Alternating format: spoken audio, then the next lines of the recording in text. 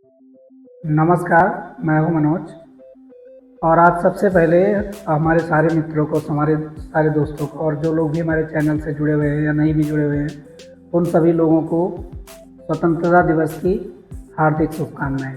हम लोगों ने आज के दिन में अपने अपने तरीके से, कोई अपने सरकारी दफ्तर गया होगा, कोई अपने प्राइवेट दफ्तर गया होगा, तो कोई अपने स्कूल गया होगा, कोई अपने कॉलेज गया होगा, कोई सार्वजनिक संस्थानों में गया होगा और हम सभी लोगों ने ये त्यौहार मनाया होगा। बहुत लोग बहुत सारे खुश भी होंगे और बहुत सारे लोग बहुत दुखी भी होंगे। दुखी होने का तात्पर्य ये है कि जब हम इस खुशी को मनाते हैं, इतना खुश होते हैं, तो हम उन लोगों के बलिदान के बारे में सोचते हैं जो आज हमारे बीच नहीं रहे, लेकिन इस आज़ादी के लिए बहुत सारा काम किया। तो ऐसे लोगों के लिए एक बार श्रद्धांजलि बनती है, मन में संवेदनाएँ बनती हैं, मन दुखी होता है। एक बार तो मन करता है कि इस आज़ादी के लिए, इस त्यौहार के लिए, जो कि एक राष्ट्रीय पर्व है, हम बहुत खुश हो जाएं। और एक बार मन व्यथित भी होता है, बहुत दुखी हो जाता है कि बहुत सारे लोग अपने परिवारों को छोड़कर, अपनी इस दुनिया को छोड़कर, अपने बचपन को छोड़ के, अपनी जवानी को छोड़ के इस देश के लिए शहीद हो गए और आज हमारे बीच में नहीं है। और उन्हीं की वजह से आज हम लोग आज़ाद हैं, स्वतंत्र हैं। इसके लिए आज हम सारे लोगों से ये कहना चाहते हैं कि हमें क्या करना चाहिए, हमारे क्या कर्तव्य हैं। हमने झंडा तो फहरा लिया, तो इससे क्या होगा? अब जो झंडा है ये हमारे देश का एक प्रतीक है। अगर हम झंडे के साथ हैं यानी कि अपने देश के साथ में हैं, और अगर हम झंडे के साथ में नहीं हैं तो हम अपने देश के साथ में नहीं हैं। इससे साफ जाहिर होता है। और भी देश के लिए कई सारे प्रतीक हैं जो इस देश को प्रकट करते हैं, इस देश को बताते हैं और इस देश के बारे में बहुत सारी जानकारियाँ देते हैं। तो हमें क्या करना चाहिए इसके लिए? हमारी भी तो कोई नैतिक जिम्मेदारी होगी। अपने देश में जो सबसे बड़ा पद होता है वो राष्ट्रपति का होता है। राष्ट्रपति से लेकर और नीचे नागरिक तक कुछ ना कुछ सबके अपने कर्तव्य होते हैं। और संविधान, जिसकी हम बार बार बात करते हैं, संविधान के हिसाब से हम लोग ये स्वतंत्रता दिवस मनाया जाता है। और इसी दिन हमारा देश आज़ाद हुआ था, लेकिन इस दिन ये वाला अपना संविधान हमारे पास नहीं था। जब देश आज़ाद हुआ तो संविधान नहीं था। बाद में देश चलेगा कैसे, इसके लिए एक संविधान बनाया गया और संविधान के बनाने वाले बहुत सारे लोग थे, कोई अकेला नहीं था, कई लोगों का योगदान था।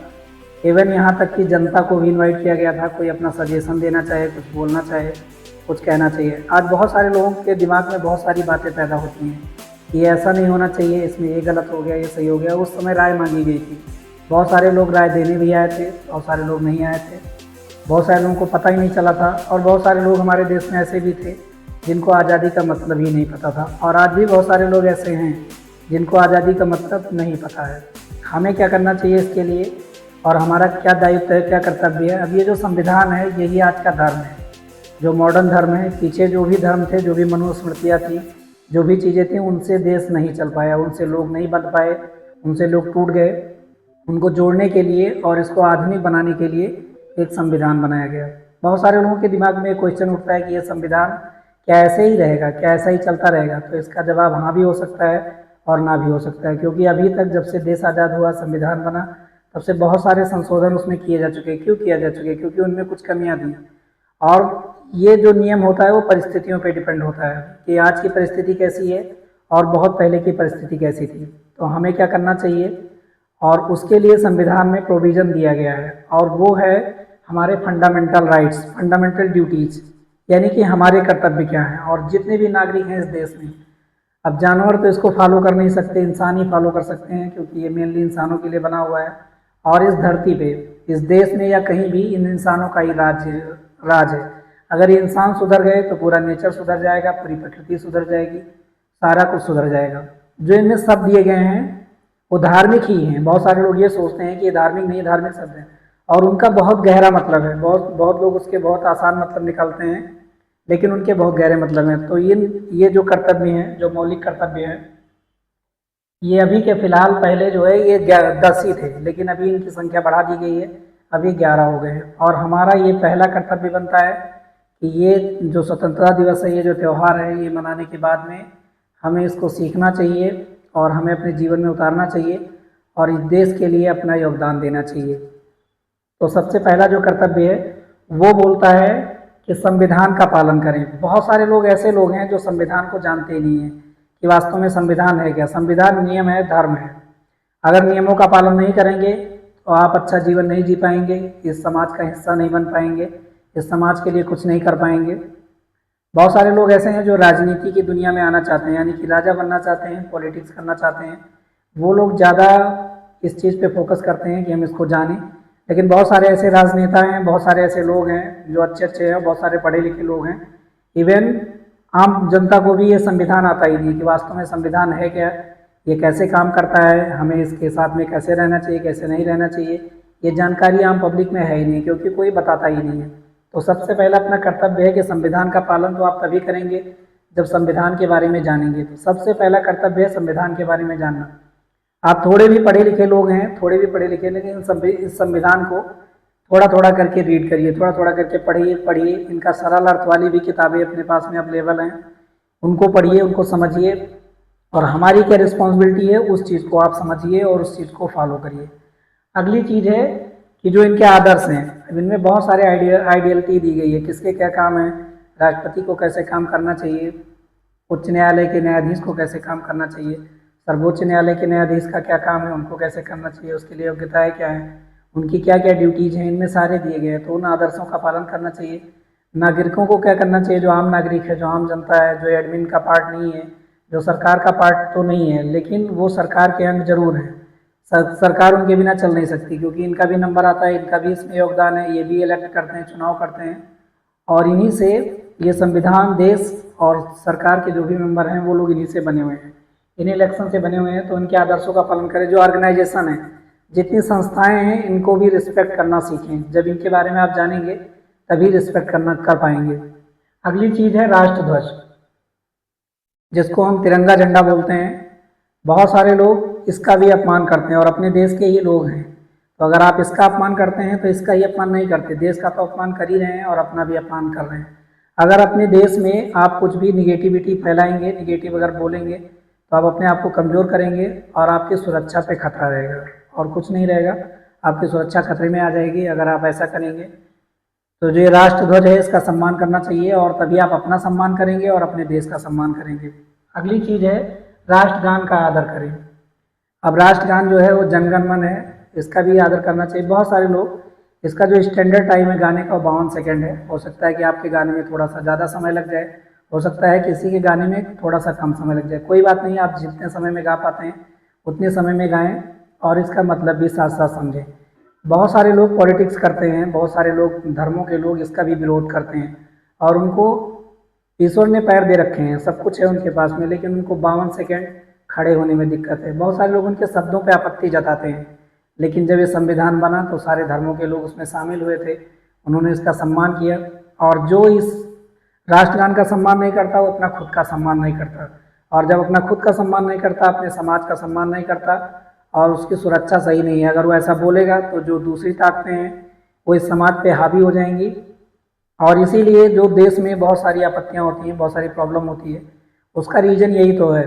और तभी आप बहुत ज़्यादा मजबूत हो पाएंगे जब इसका सम्मान करेंगे। अगला जो पॉइंट है, स्वतंत्रता के लिए राष्ट्रीय आंदोलन को प्रेरित करने वाले उच्च आदर्शों के हृदय में संजोए रखें और उसका पालन करें। इसका क्या मतलब है?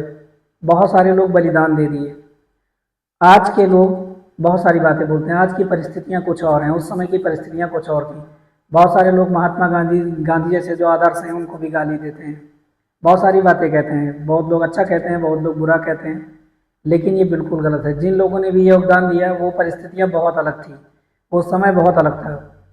बहुत सारे लोग जवाहरलाल नेहरू को भी बहुत कुछ कहते हैं, लेकिन इन लोगों ने समाज में योगदान दिया। भगत सिंह ने योगदान दिया, वो अब इस दुनिया में उसी समय नहीं रहे, इसी देश के लिए शहीद हो गए और उन्होंने मौत को स्वीकार कर लिया। ऐसे बहुत सारे लोग थे, बहुत सारे लोगों के नाम जो है इतिहास में दर्ज हैं और बहुत सारे लोगों को भुला दिया गया, उनको कोई याद नहीं करता। जो लीडर थे उनको हर कोई याद करता है, लेकिन जो उनके पीछे चलने वाले लोग थे वो भी बहुत लोग कुचल के मर गए, जिनके नाम इतिहास के पन्नों में नहीं आ पाए और हम लोग उन्हें नहीं जानते हैं। और ऐसे बहुत सारे लोग होंगे। तो इस जो राष्ट्रीय पर्व है, जो राष्ट्रगान है, इसका यही मतलब है कि इनका रिस्पेक्ट करें। और सब ने कुछ ना कुछ योगदान दिया है, किसी के कुछ योगदान है, किसी के कुछ योगदान है, किसी के अलग योगदान है, किसी का कुछ है, लेकिन है सबका। एक अकेले आदमी की इतनी ताकत नहीं थी कि जो सरकार, जो ईस्ट इंडिया कंपनी का कब्जा लगभग आधी से ज़्यादा दुनिया में था, सूर्य उदय उसी के सरकार में होता था और सूर्य वास्त भी उसी के सरकार में होता था। दिन एक साथ मिल जाते थे, ऐसी ऐसी जगहों पे उसका शासन हो गया था और उसने अपना पूरी विस्तारवादी जो नीति थी पूरी जगह फैल गया था। उसको भगाना इतना आसान नहीं था, बहुत सारे कारण रहे कि वो चले गए और हमें इससे छुटकारा मिल गया और हमें अपना राइट्स मिल गया। तो उन्हीं लोगों के बदौलत है जिन लोगों ने इतनी मेहनत की। अगर मेहनत नहीं की होती तो आज हम लोग यहाँ नहीं होते। और उसमें सारे धर्मों के लोग थे, चाहे वो हिंदू धर्म हो चाहे मुस्लिम धर्म हो, और मेनली यही दो धर्म भारत में थे। और भी जो धर्म थे उनके लोग भी शामिल हुए कहीं ना कहीं। तो ऐसा हम बिल्कुल नहीं कह सकते कि उन लोगों का कोई योगदान नहीं था, उन लोगों का कोई योगदान नहीं है, उन लोगों का भी योगदान था। अगला जो पॉइंट है, भारत की संप्रभुता। अब संप्रभुता का मतलब होता है कि हमारा जो ये दायित्व है, जो हम स्वतंत्र हैं, उसके लिए क्या है, कोई बाहरी आदमी इस पर हस्तक्षेप ना करे, उसकी जिम्मेदारी हमारी है, खुद की है। और अखंडता, मतलब इसको हम टूटने नहीं देंगे। और यही जो वर्डिंग है कि रक्षा करें और अक्षुण रखें। अक्षुण का मतलब होता है टूटने ना दें, बेकरने ना दें। जब कोई सांसद, जब कोई विधायक, जब कोई नेता या कोई भी प्रधानमंत्री जब अपने पद पे आता है, या बहुत सारे लोग जो इसमें शामिल होते हैं, एडमिनिस्ट्रेशन में शामिल होते हैं और अपनी सरकार बनाते हैं, तो इसी बात की शपथ लेते हैं और वो कहते हैं। लेकिन बहुत सारे लोग उनमें से जब उनको कुर्सी मिल जाती है तो ये सारी चीज़ें वो भूल जाते हैं और अपने दायित्वों का पालन नहीं करते। जब इलेक्शन आता है, दोबारा से जनता के बीच में जाना होता है, तो दोबारा से इनको याद हो जाता है और ऐसी पब्लिक इनको रिप्लेस कर देती है। तो ये केवल इन नेताओं का काम नहीं है, ये हमारा भी काम है। और जितनी भी हमारी जिम्मेदारी है, इसको हमें बखूबी से करना चाहिए, अच्छे से करना चाहिए। अगला जो इसका पॉइंट है पांचवा नंबर, वो है भारत के सभी लोगों की समरसता और सामान्य भातु की भावना का निर्माण करें, जो धर्म, भाषा, प्रदेश पर आधारित सभी प्रकार के भेदभाव से परे हो। ऐसी प्रथाओं का त्याग करें जो स्त्रियों का सम्मान न करती हो। अगर वीमेंस, अब वीमेंस की बात यहाँ स्पेशली क्यों की गई है? वीमेंस की बात इसलिए की गई है कि पूरी दुनिया में अगर स्त्रियों की स्थिति देखें तो अच्छी नहीं है। वो चाहे यूरोपियन कंट्री हो, चाहे अरेबियन कंट्री हो, और चाहे हमारा खुद का भारत देश हो, तो महिलाओं की स्थिति अच्छी नहीं थी। 60-70 सालों के बाद में अभी हम 79 नंबर का ये स्वतंत्रता दिवस मना रहे हैं। अभी स्थिति में सुधार हुआ है, जो लड़कियां वो पढ़ने जाने लगी हैं और अब वो सारे पदों के लिए अप्लाई भी करती हैं, लेकिन अभी भी उनकी स्थिति बहुत अच्छी नहीं है। तो जहाँ भी अगर इनको असम्मान वाली स्थिति है, स्त्रियों का सम्मान करना हमारा संविधान बताता है और धर्म भी तो यही बताते हैं। कोई अलग चीज़ नहीं लिखी हुई है, सारी चीज़ें वही लिखी हुई है।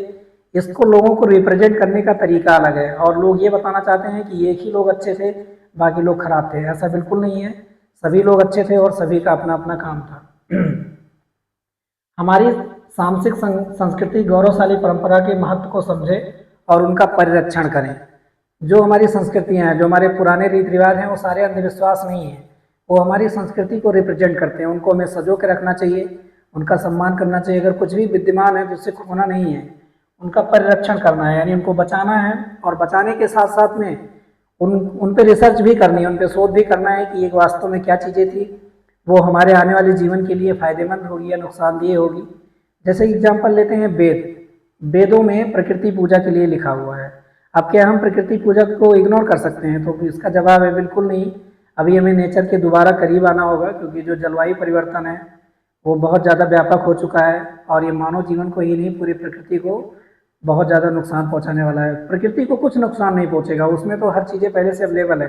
सूर्य का टेम्परेचर कितना बढ़ाओगे, अर्थ का टेम्परेचर, लेकिन आप जिंदा नहीं रहेंगे। जो आपकी क्षमता है, जो आपका बॉडी टेम्परेचर है, वो 37 डिग्री सेल्सियस के आसपास है, ±2 डिग्री सेल्सियस, और इसी पे इंसान जिंदा रहता है। यहाँ तक कि जो प्रजनन क्षमताएँ हैं, यानी जो आगे का मानव जो पैदा होते हैं, उसका जो टेम्परेचर है, जो टेस्टिस है, वो बॉडी के बाहर है और ये 30 डिग्री सेल्सियस है, उसी पे वर्क करता है, इसीलिए बॉडी से बाहर है।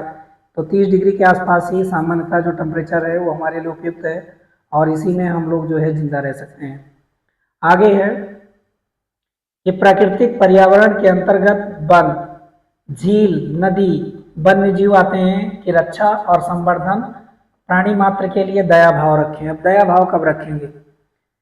जो हमारी पुराने वेद हैं, जो ग्रंथ हैं, जो पहले लिखे गए हैं, उनमें वेजिटेरियन होने की बात की जाती थी कि वेजिटेरियन रहें। अब अगर नॉन वेज खाते हैं तो आप ग्लोबल वार्मिंग के लिए जिम्मेदार हैं। कैसे दया करेंगे आप जानवर? आप मानते हैं कि बहुत सारे लोग ऐसे हैं जो खुद तो जानवर को नहीं मारते, खुद नहीं काटते, वो परचेज करते हैं, लेकिन उसका कारण क्या है? जब तक आप कंजप्शन करते रहेंगे तब तक वह ये वाली स्थिति रहेगी और इन वनों की, इन झीलों की, नदियों की रक्षा करना बहुत मुश्किल काम होगा। आप अपने लाइफ स्टाइल को चेंज करिए। जब तक अपने लाइफ स्टाइल को आप चेंज नहीं करेंगे तब तक ये ऐसे ही चलता रहेगा। जितना ज़्यादा आप कंजप्शन बढ़ाएंगे, पॉल्यूशन उतना ज़्यादा बढ़ेगा और ये इन्वायरमेंटल टेम्परेचर बढ़ता जाएगा। हाँ, ये बशर्ते ज़रूर है कि जो बड़े बड़े लोग हैं उन्होंने इन चीज़ों के इंतजाम कर लिए, वो ऐसी जगहों पे चले जाएंगे जहाँ पे उनको ज़्यादा फर्क नहीं पड़ेगा कि उनके पास में उतना धन है, उतना पैसा है। लेकिन जो देश के गरीब लोग हैं या दुनिया के जो गरीब लोग हैं इससे मारे जाएंगे। और ये जो देश की भावना है, ये सब जितनी भी भावनाएं हैं, ये सब काल्पनिक व्यवस्थाएं हैं वास्तव में, लेकिन ये सब खत्म हो जाएंगी, कुछ रहेगा नहीं। ऐसा हमारा संविधान ही कहता है, कोई और नहीं कहता। तो हमें जो प्राणी मात्र हैं, जितने भी एनिमल्स हैं, उनमें दया का भाव रखना चाहिए और उन्हें सारे प्राणियों को जिंदा रखने की कोशिश करनी चाहिए। बहुत सारी जातियाँ विलुप्त हो चुकी हैं, बहुत इन मानवों के कारण, मानवों की वजह से। अब जातियों के विलुप्त होने के दो कारण हैं, एक तो प्राकृतिक परिस्थितियों का चेंज होना और ये प्राणियों का इतना विस्तार होना। जो मानव है वो मनमानी तरीके से अपना रहन सहन, अपनी लाइफ स्टाइल का विस्तार कर रहा है अपने आप को सुखी बनाने के लिए। वास्तव में कोई सुखी है नहीं, लेकिन ऐसा करने के लिए दूसरों को पीड़ा पहुंचा रहा है और इसका यही कारण है। तो संविधान में ही ऐसा लिखा हुआ है, तो क्या हम ऐसा करते हैं? अगर ऐसा नहीं करते तो जो आपका राष्ट्र प्रेम है, जो ये देश की भावना है, ये सब बेकार है, ये किसी काम की नहीं है। आगे लिखा हुआ है, वैज्ञानिक दृष्टिकोण से मानववाद और ज्ञानार्जन तथा सुधार की भावना का विकास करें। ऐसा नहीं है जो लोग बोल के चले गए, जो लिख के चले गए, वही बातें सत्य हैं। हो सकता है जो भी हम पढ़ रहे हैं, लिख रहे हैं, वो चीज़ें आगे चल के गलत हो जाए, कुछ और शोध हो जाए। जो भी पिछले समय में जो लोग पढ़ रहे थे उनकी बहुत सारी बातों को लोगों ने गलत कर दिया, तो आने वाले जीवन में जैसा हम समझ रहे हैं वैसा कुछ हो ही ना, हम कल्पनाओं में जी रहे हैं। और जो आने वाला मानव हो या हमारे जैसे और कोई प्रजाति हो जो जिंदा रहे और ये बोले कि ये बहुत बेवकूफ़ टाइप के इंसान थे, इन्होंने ऐसा ऐसा करके बता दिया। बहुत सारे लोग उन चीज़ों की बहुत अवहेलना करते हैं और उसको याद कर करके बहुत सारी टीका टिप्पणियाँ करते हैं, एक दूसरे को चिढ़ाते हैं। ये वो बिल्कुल गलत है। जितना तक वो लोग समझ पाए थे पीछे में, उन चीज़ों को लोग बताया और ये समाज, ये देश, ये राज्य, ये सब इसी तरीके से चले आगे करके। और जब नहीं चल पाए तो उनमें बदलाव लाने पड़े और बदलाव करके लोग जी रहे हैं। तो जो ये हमारी थ्योरी है, जो साइंस है, हो सकता है सब गलत हो जाए, एक भी सही ना रहे। अभी बहुत सारे शोध ऐसे आए हैं जिनमें बहुत सारी चेंजिंग हुई है और लोगों के कान खड़े हुए हैं। अगर थोड़े से शोध में और इम्प्रूवमेंट हुआ तो आइंस्टीन जैसे साइंटिस्टों के भी शोध में बहुत सारी गलतियाँ निकल आएंगी और जो कुछ हो रहा है उसका उल्टा होने लगेगा और ये समझ से बिल्कुल परे हो जाएगा, क्योंकि साइंस जो है अभी बहुत तेज़ी से काम कर रहा है। तो वैज्ञानिक दृष्टिकोण से, साइंटिफिकली जो ये एटीट्यूड है, जो ये नज़रिया है, इसकी दृष्टि से जो मानववाद है और ज्ञानार्जन में सुधार की भावना का विकास करें। यानी कभी ये कोई नहीं बोल सकता कि आई एम परफेक्ट, मैं परफेक्ट हूँ, मैं सब कुछ जानता हूँ। अपने आप को हमेशा अपडेट करते रहें। जब आप अपडेट करेंगे तभी इस देश के लिए कुछ कर पाएंगे। और ये क्या कौन कहता है? जो मौलिक कर्तव्य हैं, मौलिक कर्तव्यों की जो सोची है वो संविधान में लिखी गई है, वो खुद बोलती है। आगे क्या है? सार्वजनिक जो संपत्ति है को सुरक्षित रखें और हिंसा से दूर रहें। बहुत सारे लोग ट्रेनों की तोड़फोड़ करते हैं, जब वो गुस्सा आते हैं बसों को तोड़ देते हैं। हो सकता है, ठीक है, आपको अपनी बात कहने का पूरा हक है, प्रदर्शन करने का पूरा हक है, लेकिन जो सार्वजनिक संपत्ति है वो आपके पैसे से ही बनी हुई है। बहुत सारे लोग ये सोचते हैं कि मेरी आमदनी तो उतनी है नहीं, हम तो देश को टैक्स नहीं देते हैं। लेकिन ये मान के चलिए, टैक्स दो तरीके से होते हैं, एक डायरेक्ट टैक्स होता है, एक इनडायरेक्ट टैक्स होता है। डायरेक्ट टैक्स कुछ लोग देते हैं जिनकी आमदनी बहुत ज़्यादा है, जैसे अभी के दिनों में 13 लाख से ज़्यादा अगर आपकी सैलरी होगी तो आप डायरेक्ट टैक्स देंगे। अगर उससे सालाना आमदनी आपकी उससे कम है तो आप डायरेक्ट टैक्स नहीं देंगे। लेकिन जो भी पैसा आपके पास होगा, एक गरीब से गरीब आदमी अगर 1 रुपये की माचिस खरीदता है वो भी सरकार को टैक्स पे करता है। तो जो संपत्ति बनाई गई है, जो रोड है, जो सड़क है, जो रेलवे है, सार्वजनिक संपत्ति उन्हीं को बोलते हैं। जो गवर्नमेंट क्या करती है, जो ऐसे लोग हैं जो अपनी खुद के प्रॉपर्टी से खुद सस्ते में मूव नहीं कर सकते हैं, उनके लिए बहुत सारे साधन बनाए गए हैं, तो वही सार्वजनिक संपत्ति है। इनमें बहुत सारे कार्यालय हो गए, सांस्कृतिक धरोहर हो गई, ये सब सारी और ये आपके पैसे से बनी हुई है। जो सांस्कृतिक धरोहर है वो आपके पूर्वजों की मेहनत से बनी हुई है। उन लोगों ने भी कुछ ना कुछ योगदान किया होगा, किसी ने कुछ नहीं किया होगा तो टैक्स के रूप में अपने खेतों का अनाज ही दिया होगा, तो उनके पैसे लगे हुए हैं, कम से कम उनका तो रिस्पेक्ट कर लीजिए। और ऐसे लोग जो तोड़ फोड़ करते हैं, ये नॉलेज विहीन है, ये किसी के भड़काने पे आ जाते हैं, इनको समझ में नहीं आता कि ये मेरा ही सामान है, टूट जाएगा और इसकी अगर हम सुरक्षा नहीं कर पाएंगे तो देश दोबारा से अगर उसकी मरम्मत की जाएगी तो हमारा ही पैसा चला जाएगा। व्यक्तिगत और सामूहिक गतिविधियों के सभी क्षेत्र में उत्कर्ष की ओर बढ़ने सतत प्रयास करें, जिसमें राष्ट्र की प्रगति और निरंतर बढ़ते हुए उपलब्धि की नई ऊंचाइयों को प्राप्त किया जा सके। जो 10वां पॉइंट इसका है इसमें व्यक्तिगत की बात कर रही है, जब आपका उत्थान होगा। और हाँ, बशर्ते ये बात ज़रूर है कि अपने देश में जो नॉलेज का है रिस्पेक्ट बहुत कम है, इसको हमें बढ़ावा देना चाहिए। और वो देश जो आज सबसे आगे हैं वहाँ नॉलेज की बहुत वैल्यू है। अभी हम बात करते हैं कि गूगल के जो सीईओ हैं, माइक्रोसॉफ्ट के जो सीईओ हैं, ये सब अपनी ही कंट्री के लोग हैं। तो ये क्यों हैं वहाँ पे? ये पैसे की वजह से नहीं गए हैं, इनको रिस्पेक्ट मिला। और अगर ये रिस्पेक्ट हम अपने देश में देते तो आज ऐसी कंपनियां हमारे देश में भी डेवलप हो सकती थी। तो ज्ञान का है, रिस्पेक्ट नहीं है। जब कोई आदमी बड़ा बन के ऊपर तक पहुंच जाता है तो बहुत सारे लोग उसके आसपास में लिपट जाते हैं। तो सबसे पहला अपना काम है कि व्यक्तिगत रूप से आप अपने आप को डेवलप करें। ये संविधान कहता है, ये बिल्कुल नहीं रोकता आपको डेवलप करने के लिए। आप अच्छे से डेवलप करें, ये आपका विरोध नहीं करेगा, आपको बढ़ावा देगा। और कहीं संविधान में नहीं लिखा है, कोई कानून, कोई प्रावधान आपको ये नहीं मना करेगा कि आप रुक जाइए, ऐसा मत करिए। आप पॉजिटिव डायरेक्शन में अगर काम कर रहे हैं जिससे लोगों को फायदा होगा। और सामूहिक गतिविधि, मतलब जो लोगों के साथ में टीम वर्क को ये डिमॉन्स्ट्रेट करता है, जो साथ साथ काम करने वाली चीज़ें हैं उनके लिए आप काम करें। और ऐसा करने से इस संविधान को रिस्पेक्ट भी मिलेगा, इस देश को रिस्पेक्ट भी मिलेगा। और ऐसा होगा तो इस देश को कोई कमज़ोर नहीं बना सकता। आगे की जो बात है, उसके बाद में क्या हुआ, जो एक और जोड़ा गया 2002 में इसमें एक और पॉइंट जोड़ दिया।